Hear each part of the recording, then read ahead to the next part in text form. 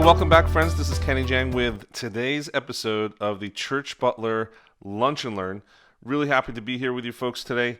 I want to share a couple of insights that have been published by Business Insider Intelligence, and it is really quite interesting to see some of the things that have been published in a recent presentation they distributed. It's called the 14 Things You'll Want to Know About the Future of Media, and I just want to take you through just a couple of the points, a couple of the slides.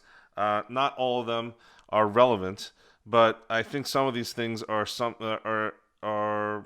that you should be paying attention to at this point. So if you wanted to follow along with a couple of these things, it kind of paints a story that church leaders and communicators really need to start thinking about. The first is this slide.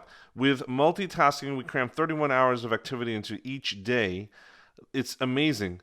12 hours, half of the day is spent on media and tech consumption, right? The average person is sleeping 7 hours a day, is cooking, eating, cleaning, drinking, grooming, socializing, out and about basically almost 7 hours a day, and goes to actually do real work 5 hours a day. Half of the time that we are living, we're doing tech and media consumption. Now we're saying, what are we doing during that 12 hours? Well, this is what we're doing.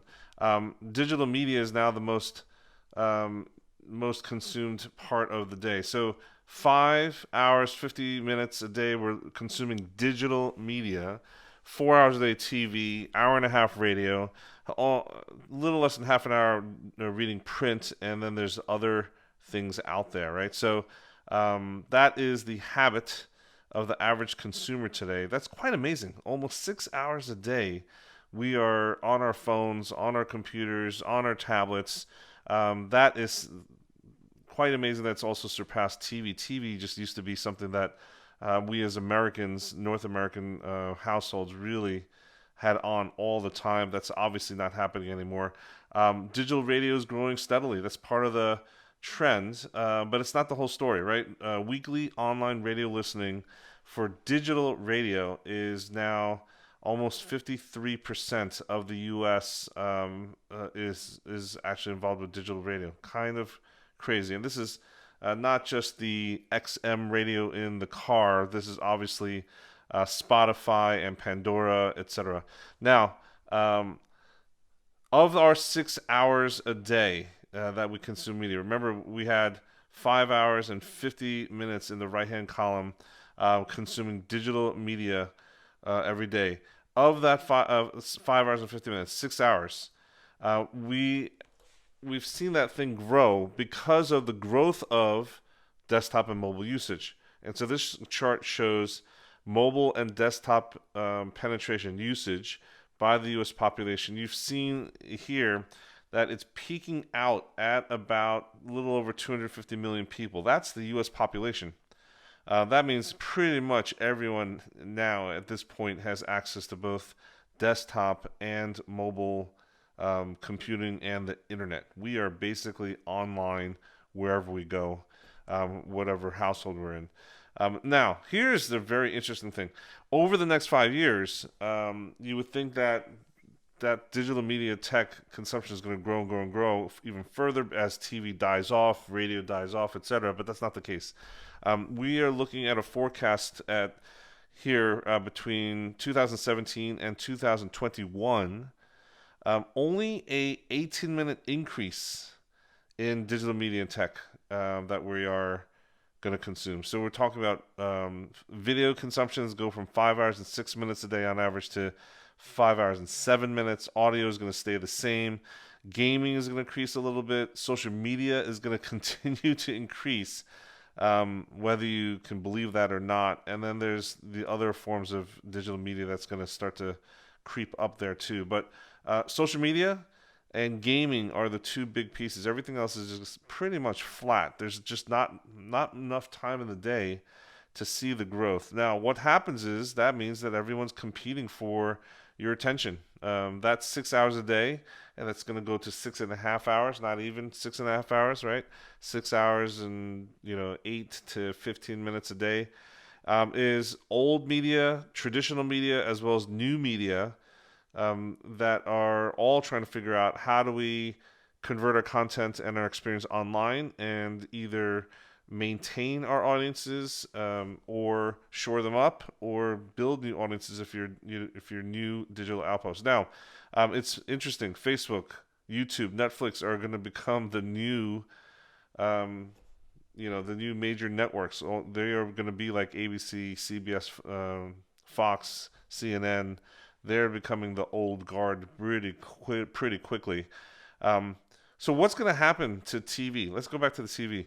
This is an interesting chart. This shows the change in time spent watching traditional TV by age group. And here's the like nail in the coffin. Here is the sounding bell that everyone needs to pay attention to. Look at this bracket. The last four lines. The last four lines correspond to ages 2 to 11, 12 to 17, 18 to 24, and 25 to 34. Basically, ages from 2 to 34. Think of that, that age population. They are accelerating the collapse of TV.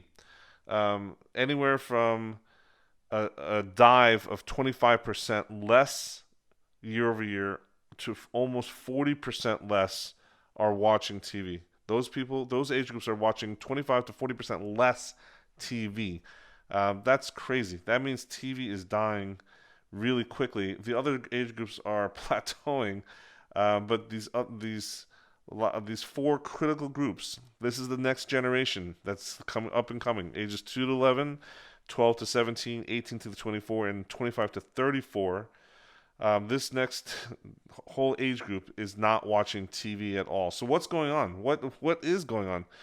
They're not watching traditional TV. They're watching what we call modern TV networks, right? So Netflix, Amazon Prime, Apple TV, Hulu, are all taking over. This is crazy. 120 million subscribers are using Netflix. And look at the Hulu growth. The fact that they have accelerated their growth to almost 30 million. That means they have potential to continue to grow. Same thing with Amazon Prime. Amazon Prime obviously is not growing, or the driver for Amazon Prime Video is obviously not the video platform itself. It's just Amazon and the relationship it has with households.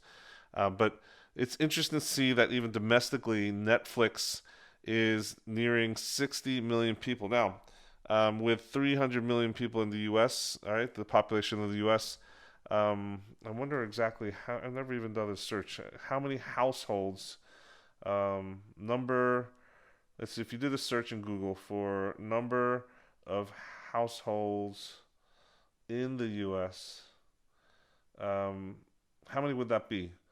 127.59 million households, 127.6 million households, 126. So the fact that Amazon Prime is nearing, it looks like on the chart, somewhere between 85-90% of households. They've got over half the U.S. is subscribed to their platform. The fact that Hulu has over 30 million.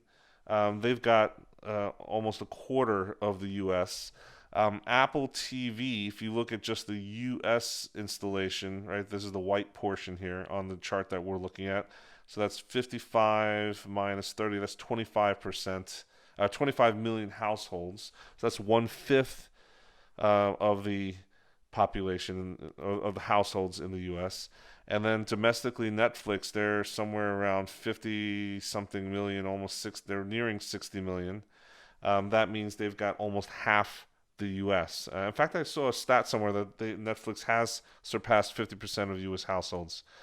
So there's still growth to be had, because at some point, all of TV is going to be replaced by these modern TV networks, these digital platforms. So it's really interesting to see what's going on with a shift in behavior, because it's not just one-to-one how they're replacing the TV networks. Like in my household, we just signed up for YouTube TV in addition to Hulu Live and Netflix. But YouTube TV touts in their advertising that you can have 6 account screens going on at once, and it's completely geographic independent. You can be logged in at home, or you can be logged in anywhere else. It's not tied to your home address. So the behavior is completely different with these modern TV networks. Now, um, it all comes down to value, right? This is really funny because pay TV, the traditional TV networks, have got to be looking at this and seeing why people are fleeing their networks, right? It's why I left Verizon Fios TV, $150 plus bill every month, down to paying $40, $50 a month. Um, the average price for consumers per hour of viewing of TV of the old networks, the pay TV, versus Netflix. The old TV is going up in price, and Netflix obviously is going down in cost per hour of entertainment of viewing. So of course, consumers are going to flee the traditional media and go to these new modern TV networks.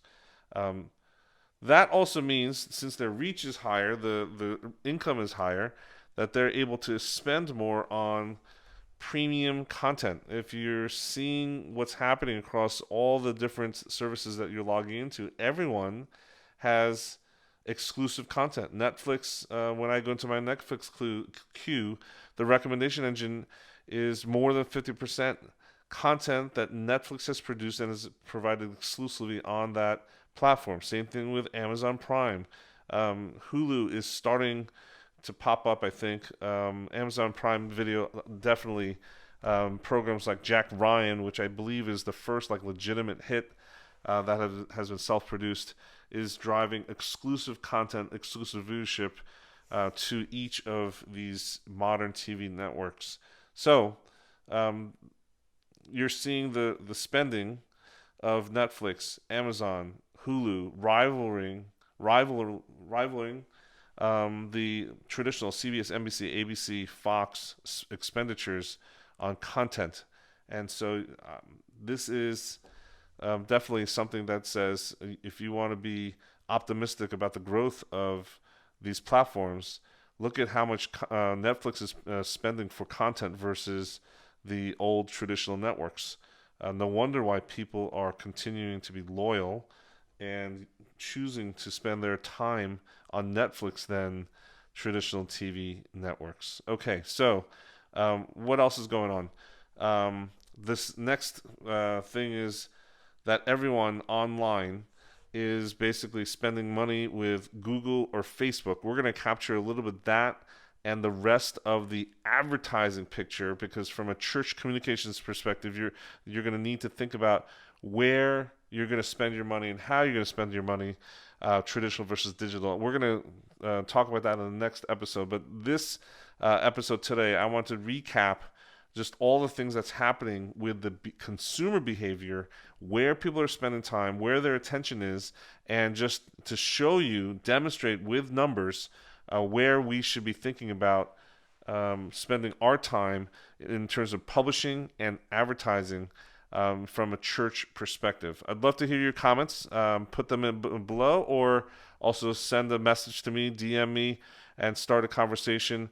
And if you really thought this was interesting and valuable, please share this with another team member or another communicator that you might know in the space, so that we can all start to have this conversation and learn together and figure out what we're going to do with all of this, the shift, this complete change in behavior that consumers have that is relevant to our space as church communicators. I'm Kenny Jahng. Hopefully this is a great thought-provoking episode for you. We'll have more in the next one regarding advertising and the shift in advertising trends. Until then, I'm Kenny Jahng. Remember, be social, stay social.